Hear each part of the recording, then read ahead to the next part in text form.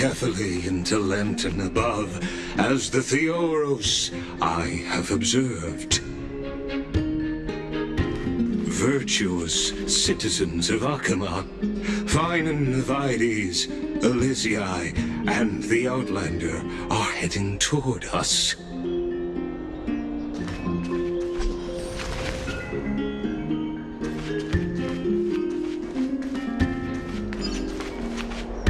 Aglaya, what happened here? I know about the poisonous fangs of that king snake through the golden threads. In the past, I would be confident about keeping her in check, but I admit I am now unable to do so. What do you mean? It is no longer about eloquence or arguments. I have been a demigod for far too long that I hardly have any humanity left. Before I realized it, I have become no different from these hypocrites, no longer capable of relating to the people. This has come a lot sooner than I expected. But perhaps it is time. I need you to step up, Finan, in order for me to retreat behind the scenes. Yes, this is my duty, but... It is far easier for the Council of Elders to fool many than just fool one person. Their so-called more support is no more than a ruse to distribute power using words instead of lances. There is no glory in winning this debate, but that makes having respect for humans so much more priceless. Finan, you are a Chrysos heir without flaw, capable of relating deeply with humans. I appreciate what you've taught me, Aglaya. I hope we'll live up to your expectations and win this debate.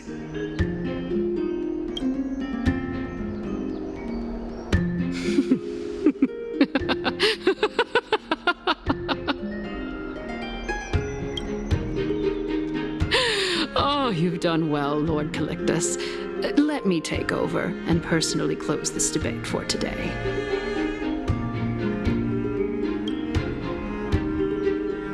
Dearest counselors, let it be known that I sorely miss the blissful times portrayed in lyrical poems. Back then, Amphorius was home to nearly 1,000 cities, each with their own local faith, while gods walked the earth and shared close bonds with humans. Yet, in the present, people from all over are forced to leave their homeland to seek refuge in the holy city, where they hope to rest under Kephile's protection. All of us have long been in the same boat, with no way out of this plight. We didn't have a choice in the past, but now, the Council of Elders brings to the table a new possibility. All I have left is one question for you. Would you rather strive toward the unheard of Era Nova, or return to the prosperous Era Chrysia of our past? Make your choice.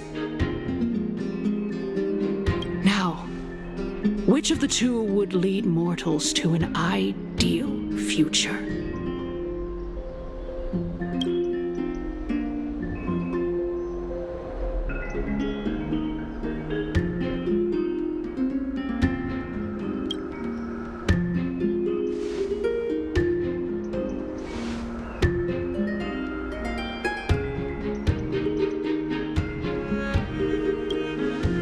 We all know that Era Chrysia is a thing of the past, Lady Kindness. Please, enlighten me. How does the Council of Elders plan to turn back time? Let the three titans of calamity be born, and Era Chrysia is nevermore.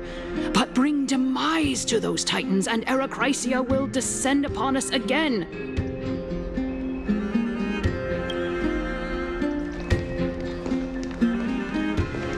Know that the Council of Elders is never one to make empty promises. Look at who we have on our side. Anaxagoras, one of the Grove's 7 sages, and Castorus, Idonia's goddess of death. With the help of these 2 heroes, I can promise all of you that Erechrysia will exist once more.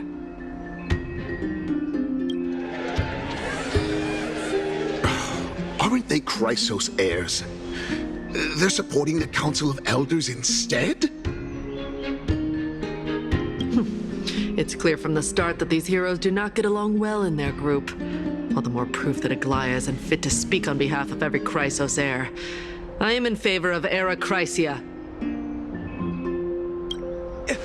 Erechrysia! Erechrysia!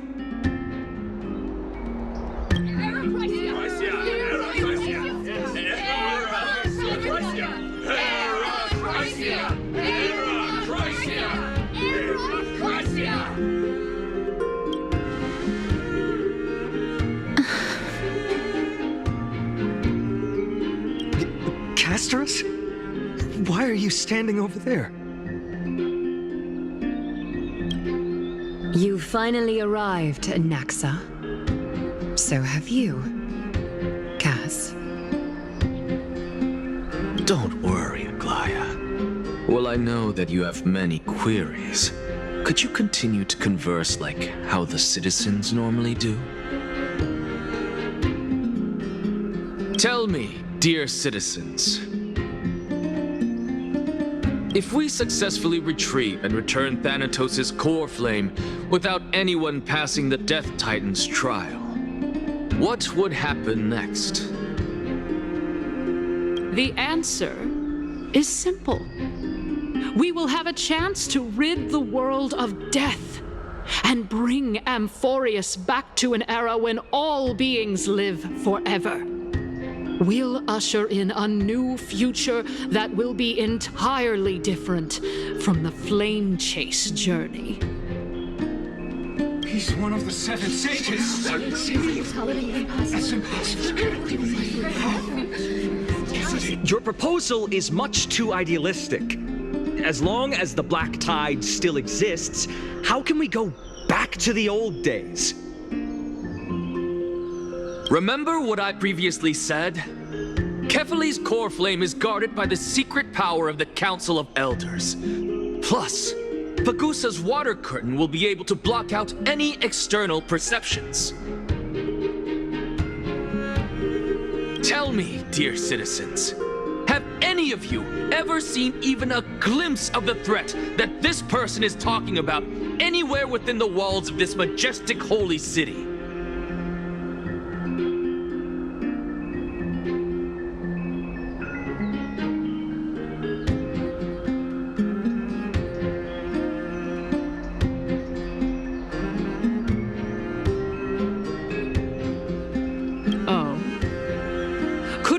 That you heard that from the Flame Reaver themselves?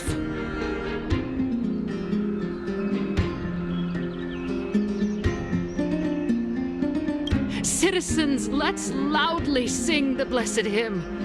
Oh, beautiful old world, where are you now? Oh, legendary Erechrysia, return to the mortal realm. After the destruction of the 3 Titans of Calamity, the Flame Chase journey will have to end. Erechrysia! Yes! Yes! It has to end! It has to end! It has to end! It has to end! This is bad. The masses are now totally riled up. Anaxa, pray tell. Everything that you've mentioned hinges on the premise that we can find Thanatos' existence, right? Thank you, Lady Aglaia, for still caring about this city. However, dear citizens, We are truly fortunate and blessed. For Castorus, Idonia's goddess of death, will surely find Thanatos under my guidance. What? With that, I solemnly promise that the core flame Lady Castorus brings back will be personally managed by the Council of Elders. Thereafter, if we are able to garner the support of all of you at the Citizens' Assembly, we shall spare no effort in ensuring that the Era Chrysia will return to our world once again.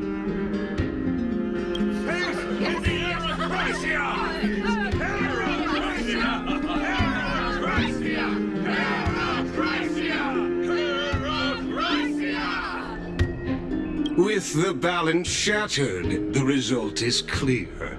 By carefully into Lent and above, as the Theoros I have observed.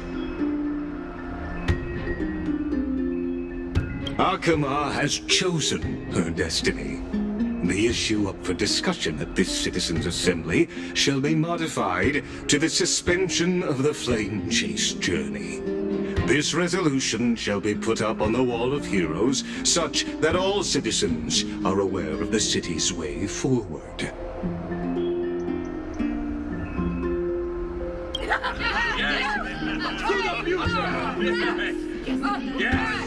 Fantastic! Yes! Aglaya, dear Aglaya, what has caused your heart to soften? You also don't seem to be as quick-witted as before. Wag your tongue as much as you like. Since the Flame Chase journey has been preordained by the prophecy, our failure has never been on the cards. Well then, I guess we'll find out if that's true at the Citizens' Assembly.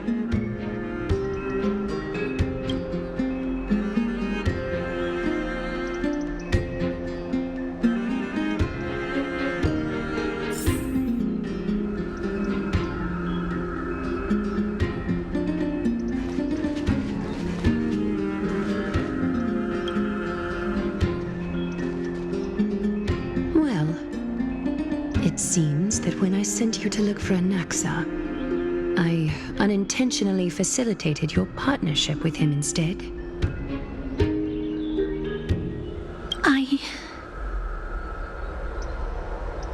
My apologies, everyone.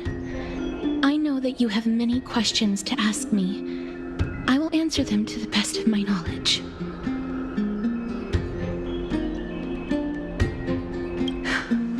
In that case, please tell us as much as you can. In actuality, he showed me a past that was both long and heavy.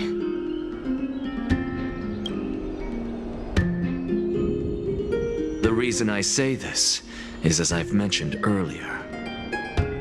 The answer was hidden in my journey unto death. Anaxa, you were in the Netherrealm? Yes, I am but a living dead man now. But that's not important. What truly matters is, I overheard a conversation between heroes.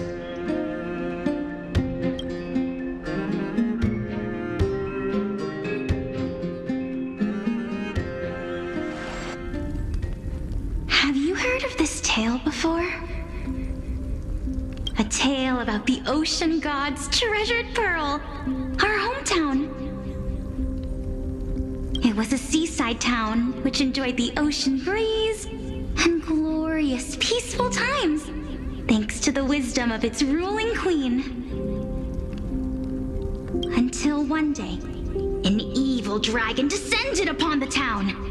Its wings were large enough to blot out the sun, while its claws were sharp enough to rip the waves apart. It barged into the tall tower and devoured the queen's beloved daughter. It even settled itself in her bedroom, like a tyrant king. The queen assembled 300 warriors who managed to subdue the evil dragon by chaining it up. However, when the queen slit open the dragon's belly, she realized that the princess had long since been digested, and all that was left of her was a pile of bones. Devastated, the queen wept for several days. It was then that a devious, smooth-talking scholar arrived at the palace and suggested that the princess could be revived through the use of dragon bone and dragon blood. That liar called this process the secret art of alchemy. The princess was reborn! The queen was overjoyed, blissfully unaware that the evil dragon's soul still lurked within the princess's body. As revenge, the evil dragon swallowed the poor queen, the glib liar, the courageous warriors, and all of the town's innocent civilians in a single gulp. Worse still, the souls of the deceased were refused entry to the Netherrealm because they were filled with regret. Forced to roam the mortal realm, these resentful souls ultimately converged into a river of souls that would not retreat for a long time. The terrifying death had consumed all. Thereafter, our hometown fell into ruin as well. Until...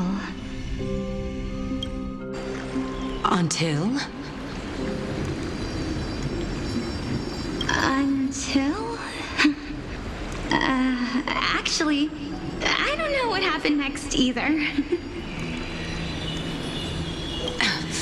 Oh, my. It seems that you still like to whet people's appetites even after all this time, Pelixia. So, according to your story, this is how I used to look? It's practically a mirror image. And yet, what exactly is this? A miracle that I created with alchemy. As for what it is and how I was able to accomplish it, I'll keep the answers to myself for now. Oh, my goodness. Is this cliffhanger really necessary?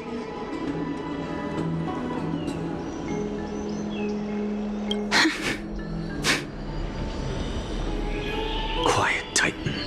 Continue to enjoy this splendid play, and the truth will naturally reveal itself. Dragon, huh? I've heard this legend before. In that case, what do you think of it?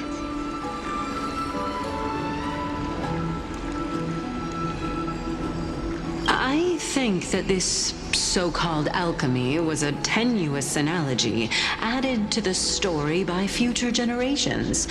After all, you've never heard of a tradition of alchemy in your hometown before, have you? Indeed. Before I left home to pursue my education, I never even knew that anybody was looking into this area of study.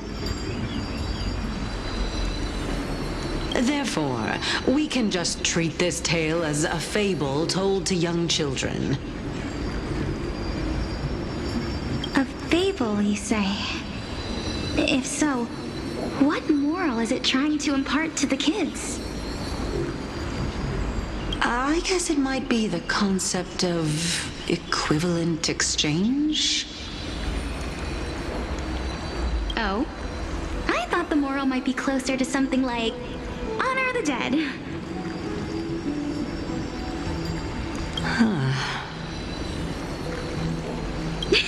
What?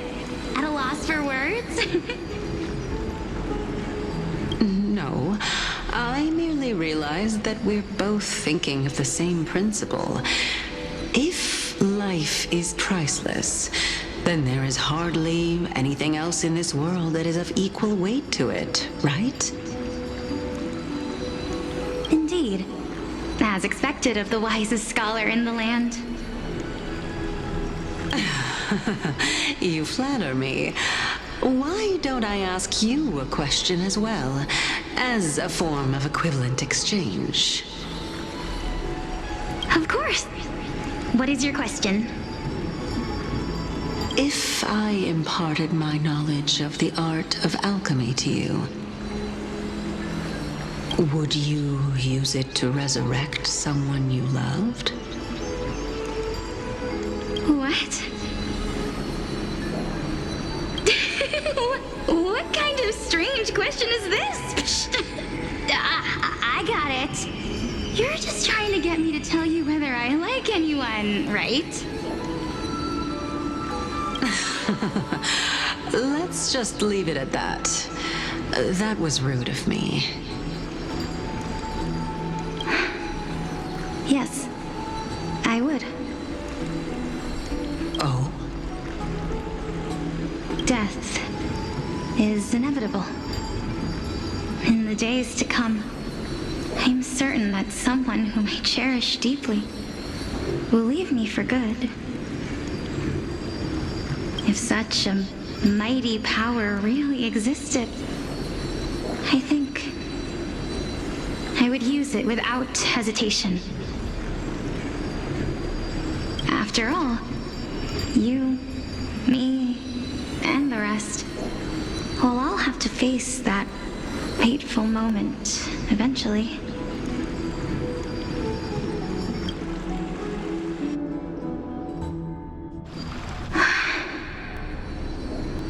My time is finally here. However, perhaps because of my firm belief in the immeasurable value of life,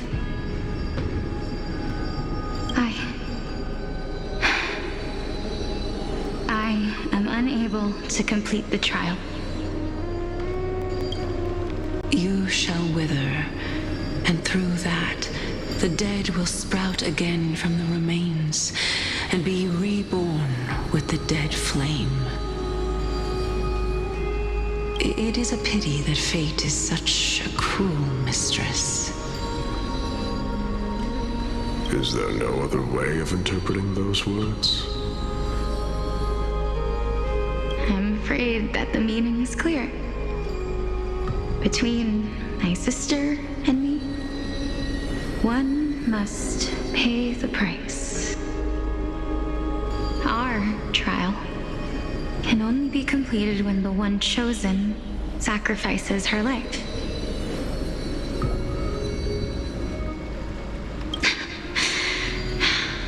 I'm afraid that the prophecy might even have selected a pair of twins for this exact purpose.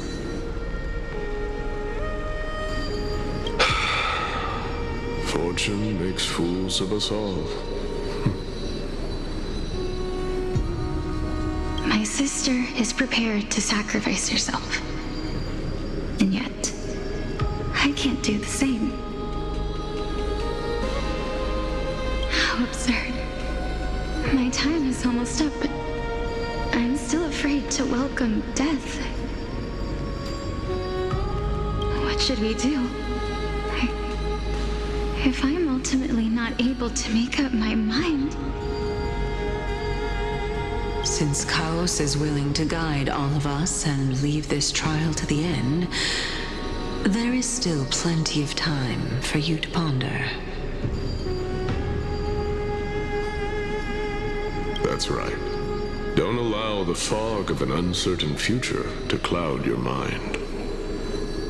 Trial, prophecy, the topics that they're discussing seem familiar. But these three people must not have left their names in the epics. Otherwise, I would have some recollection of this. Amphorius's history before the Titans were born was complete chaos.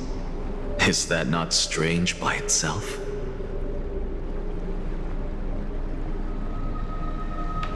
I have long held three hypotheses about this. However, let's continue watching for now.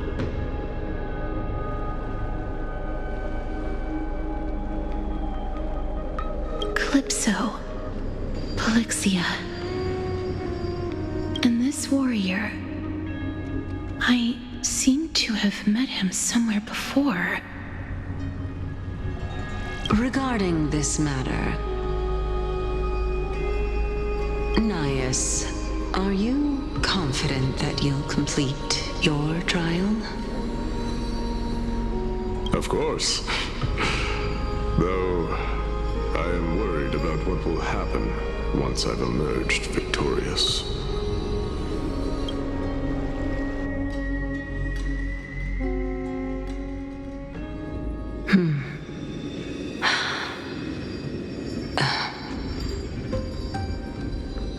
Looks like you have made up your mind. Yes, this is the safest course of action. Completely separating courage, honor, tenacity, sacrifice, and reason. You really know how to make things difficult.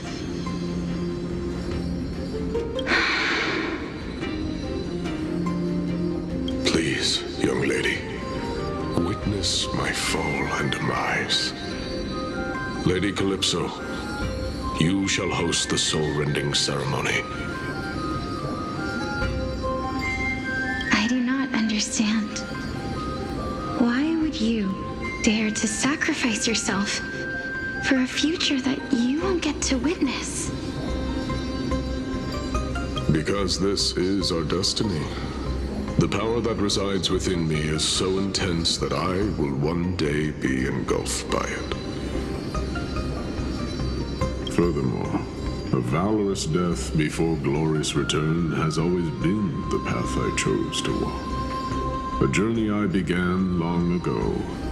If your sister or Chaos were in my position, I believe they would make the same choice as well.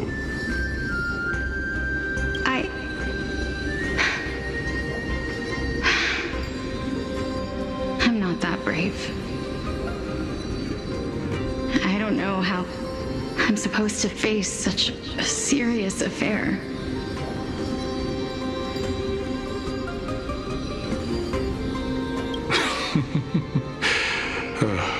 Despite being Death's chosen one, it seems you still don't know how to face it. Let's chat, young lady. Perhaps I shouldn't end my journey so hastily. Since there's still time, I'm not worried about letting fate wait a little longer. Of course. This warrior is Lord Nias. As the embodiment of Nikador's divinity, he entrusted his life to us and allowed humankind to end his madness. That means that what I'm currently seeing before my eyes is, in fact... Looks like one hypothesis of mine has already been proven true. These heroes are the true forms of the Titans, before they attain their divinity. If so, the chosen one of death that he speaks of is actually... Polixia? Is the previous form of Thanatos? But her appearance... If this is true, as long as we can find out where she went, we'll naturally be able to figure out the location of the Death Titan.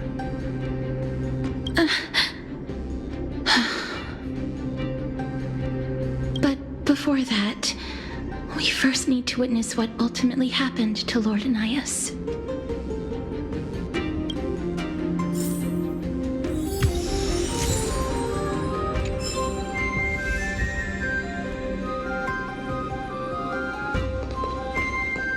Nikador's warrior's courage is a testament that they have never once retreated from a battle. I've heard that these words are still engraved in Castrum Kremnos even today. It didn't occur to me that they were actually part of an alchemical formula.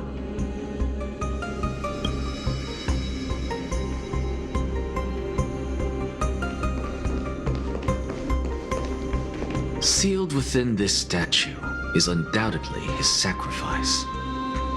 They use their own body as our city walls, keeping out and protecting us from the pervasive spread of madness. They are acutely aware that if the end times were to arrive, there would be nothing left in this world to conquer.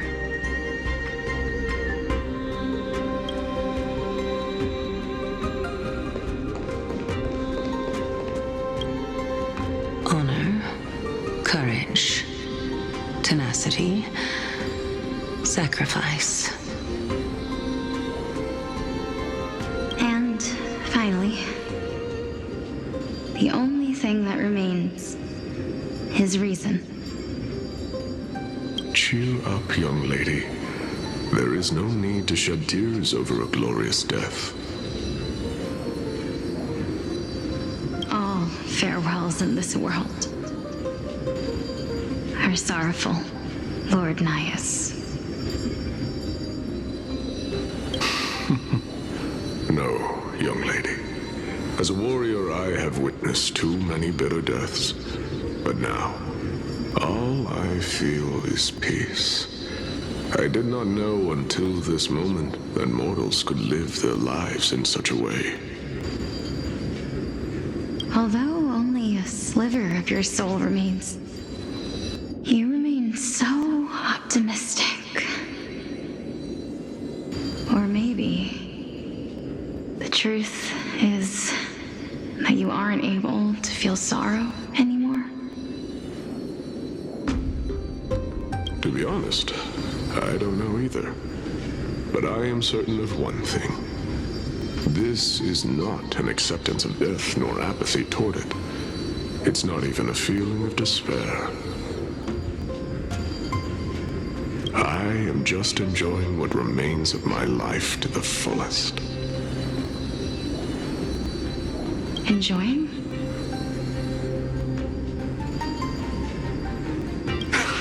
Indeed.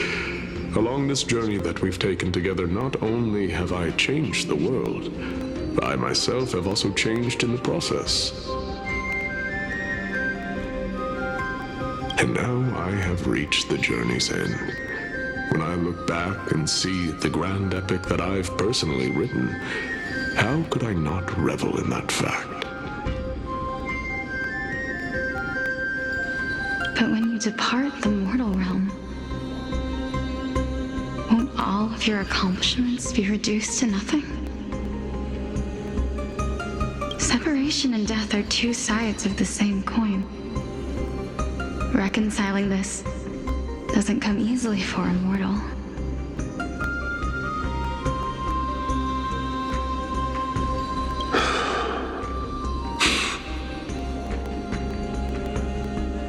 Finally, let me recount to you a story of mine, young lady. The first time I returned from the battlefield, I felt extremely hollow. The calamity had devoured everybody on the battlefield but me. When I returned to the city alone, the citizens held a banquet for me that was far from pleasant. I felt as though I was still on the battlefield, and the person who had returned was nothing but an empty shell. It was late into the night by the time the banquet ended. My head still reeling, I returned alone to the barracks. On the way back, I encountered someone.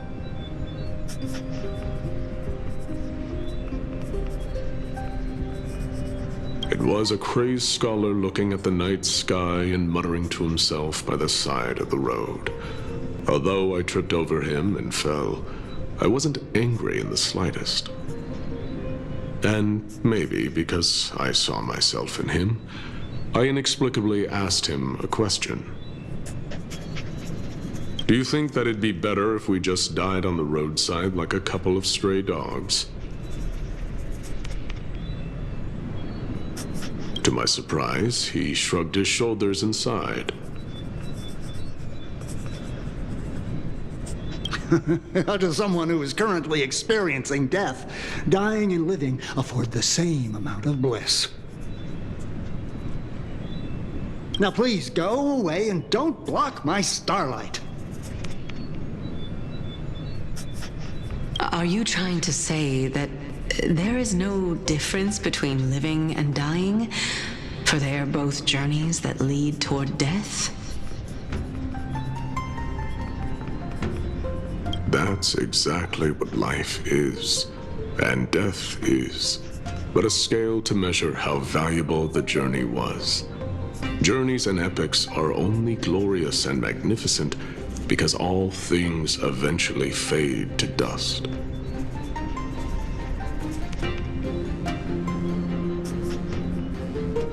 Therefore, young lady, don't detest your fate. Instead, willingly and respectfully embrace it. The embodiment of strife telling me about the majesty of the world.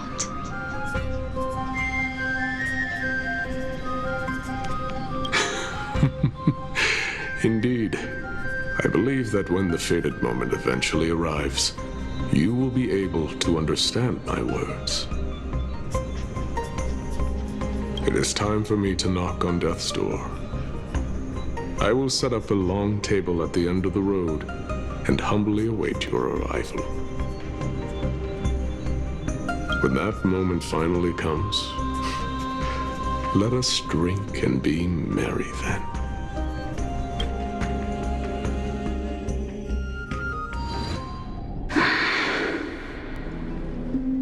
I knew this day would eventually come.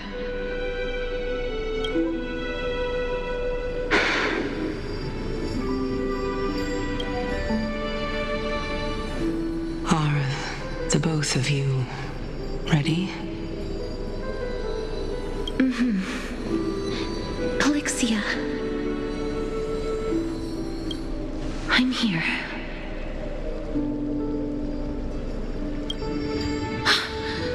What? This...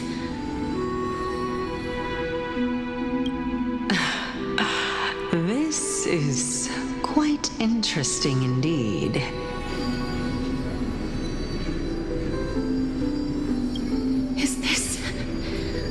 Polixia's sister.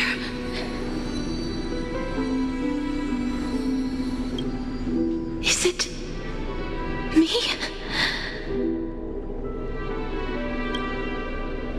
Now, it's time for us to fulfill our promises.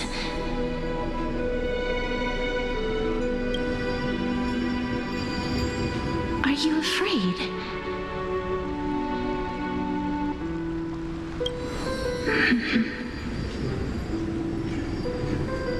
What are you afraid of?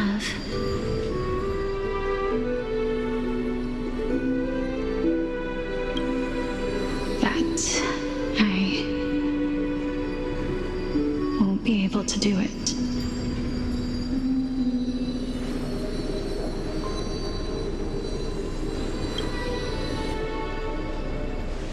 You shall wither, and through that, the dead will sprout again from the remains, and be reborn with the dead flame.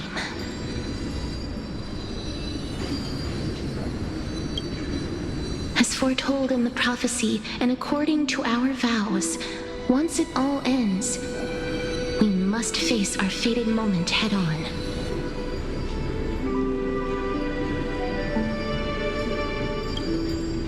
Even if it was prophesied, do we have no say in the matter? It's so unfair. Why are we the only ones who are forced into mutual destruction?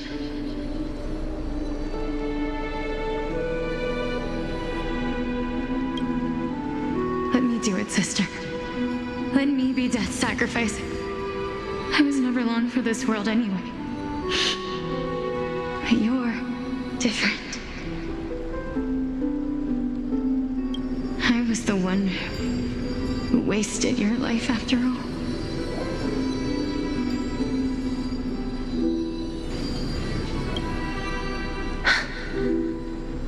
You're wrong, Polixia.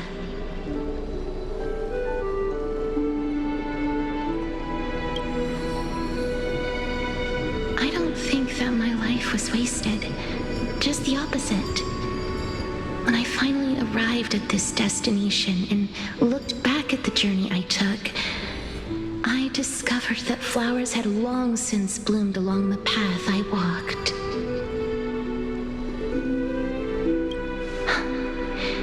It was you who sowed the seeds for this sea of flowers, one that is more beautiful than the promised land at the end of the world.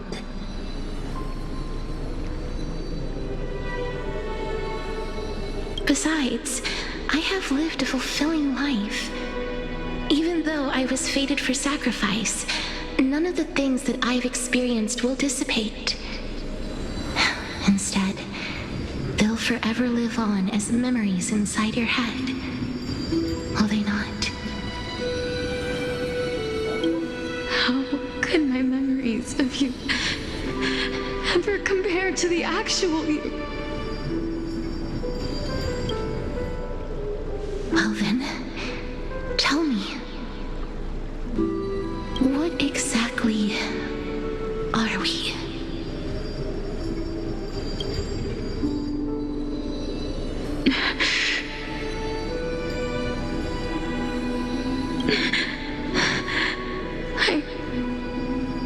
I don't know. I don't know either. But regardless of what the answer is, regardless of how we're shaped by others, or even by this world, ever since we were born, the fact that we existed was predestined, and nothing could erase it. This is why I will always, always be by your side.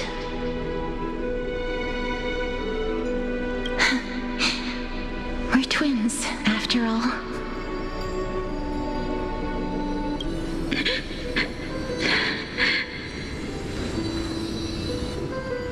All right, my dear Polixia.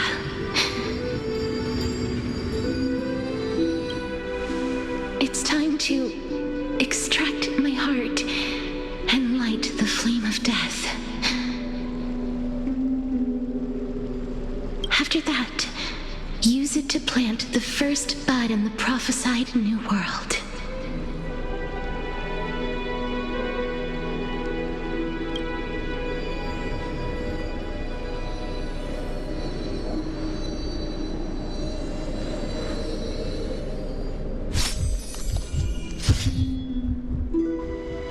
If I imparted my knowledge of the art of alchemy to you,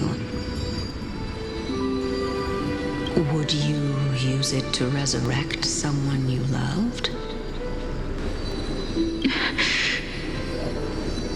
Death is inevitable. In the days to come, I am certain that someone whom I cherish deeply will leave me for good. If such a mighty power really existed, I think I would use it without hesitation. Even now, my answer remains the same. This is why, sister, I promise you, in the prophesied new world, I shall plant the first bud on your behalf. Go now. Return to the ocean god's treasured pearl, our hometown. I shall open wide the entrance to the Netherrealm and grant you a second life. The living beings on this earth shall respond to my call and lead you to the sacred daylight. Remember, do not look back on the land of the dead, and do not stop moving. world promised by the prophecy. March toward your new life. Ask for the price of our equivalent exchange. Let me be the one to pay it.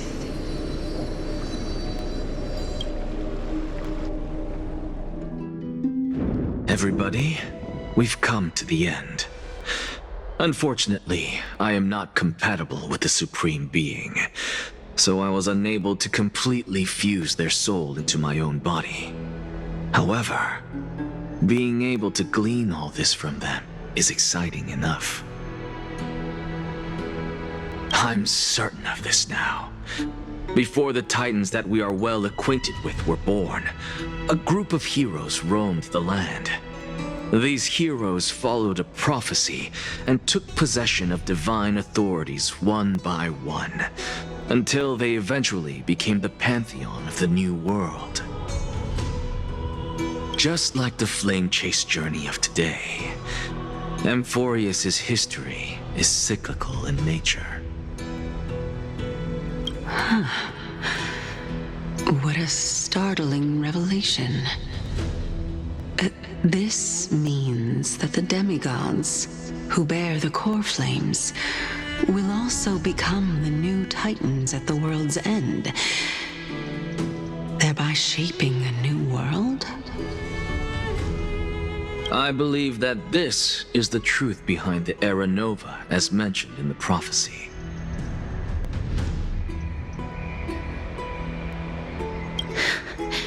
This is utterly unbelievable. Besides, those twins in the past, even if they really are Thanatos, their whereabouts are still unknown even today. Are their whereabouts truly unknown? Didn't Polixia mention that seaside town, the birthplace of alchemy in the tale of the dragon?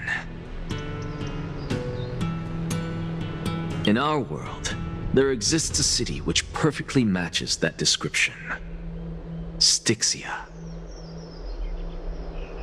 But the people there worship Vagusa and bear no relation to Thanatos.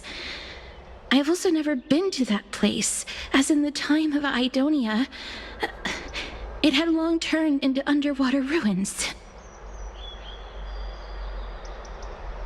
Take this. This is... the Nusporist masterpiece, the Philosopher's Stone.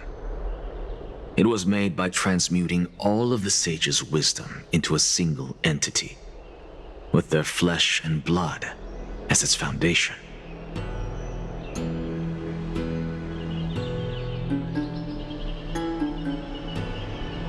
Remember? I've mentioned before that the art of alchemy is all about conversion, tempering, and ascension. This process also applies to the pursuit of truth. Regardless of how unbelievable this sounds, the truths of the world have been refined from the impurities. Think about the story of the dragon. This stone will lead you to your real hometown, allowing you to reform the door to the Netherrealm and discover Thanatos' fate. You still look as confident in your victory as ever, but what if your conjecture is wrong? Simple. I shall merely admit to the entire world that my experiment was a failure. However, my line of thinking will not fail because I have already planted the seeds of doubt into the hearts of the masses. Actions speak louder than words, Castorus. With the assembly about to begin, don't forget the promise you've made. I've already searched for so long. I'm willing to try one more time. While we converse, his life is also slowly slipping away. But before I leave, I have another question. What exactly did we witness just now? That was the world imprinted in Kefali's soul.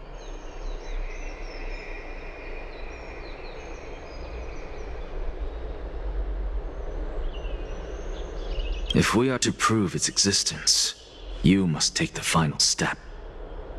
Go. Do not disappoint me. I understand.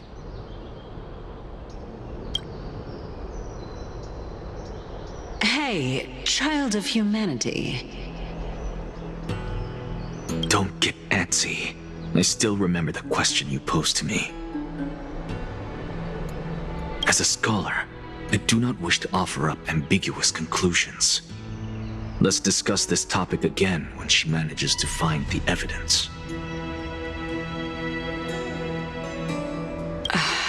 I merely wanted to ask, was that stone transmuted from your heart?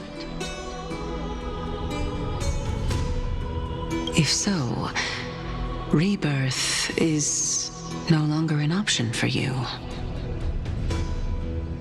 Why not? When I was a child, I lost someone dear to me. When I was a teenager, I lost my faith. A while back, although you saved my life, I also lost my soul in the process. Now I'm merely forsaking my body. What's the big deal? Why are you always finding ways to die? Isn't it good to be alive? This is but a necessary sacrifice on my path to transform into the purest of them all.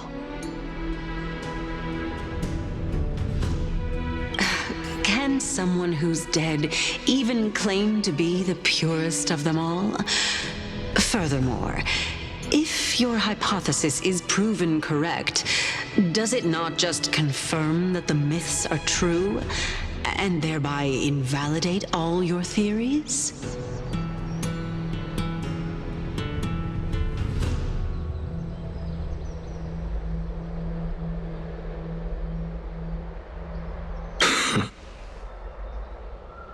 No, it's just the opposite. If my hypothesis is correct, it means that I can actually ascend to godhood and reshape this absurd world that you all have created.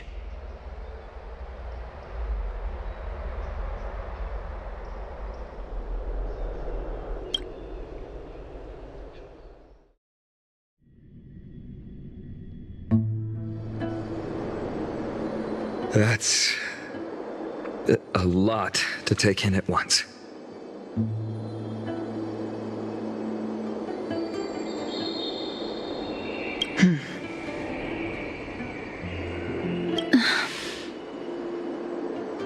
Lady Aglaia, please, let me explain. Go on. You know that the core flame of death has always been the greatest unknown regarding the Era Nova, which is why both you and Kindness desire to gain the power to control that core flame in the approaching Citizens' Assembly.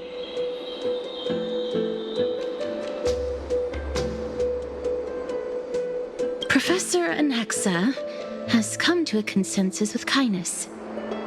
They want to suspend the trial once Thanatos' core flame is reclaimed, hoping thus to eradicate death from this world. If they're successful, then the flame chase journey will cease, and Akama can enjoy everlasting peace. But I know this runs counter to your wishes. So long as we do not usher in Era Nova, the Black Tide will never be eradicated. Even with Lord Mighty on the front line, and the Black Tide not posing an immediate risk, the danger nevertheless remains.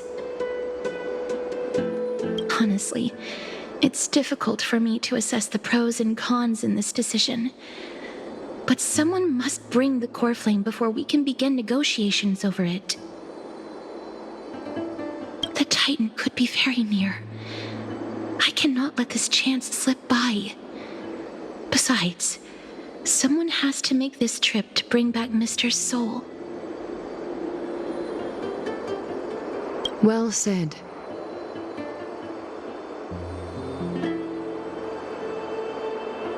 You already had every reason to seek an audience with Thanatos. It's that great performer who has weaponized your wishes and placed us in this difficult situation.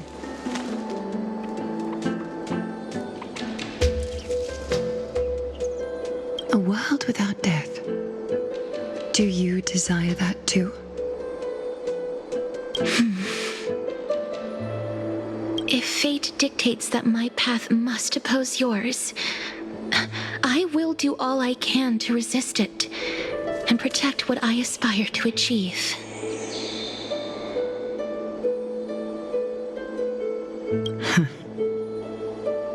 Lord Mighty showed me that without taking the first step, all talk of what follows is moot.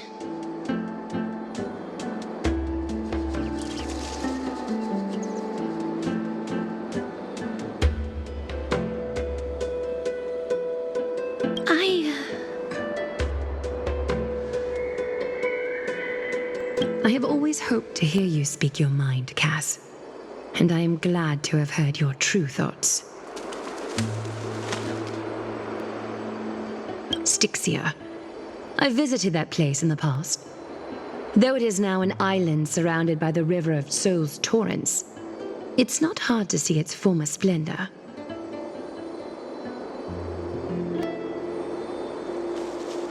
Go. I will not stand in your way. As for you, you are someone who has cheated death. I believe you have more than enough reason to make the trip with Castris and meet the god of death himself. Castris, I too look forward to your journey. I wonder what kinds of new interpretations your completed story will bring to the Flame Chase journey.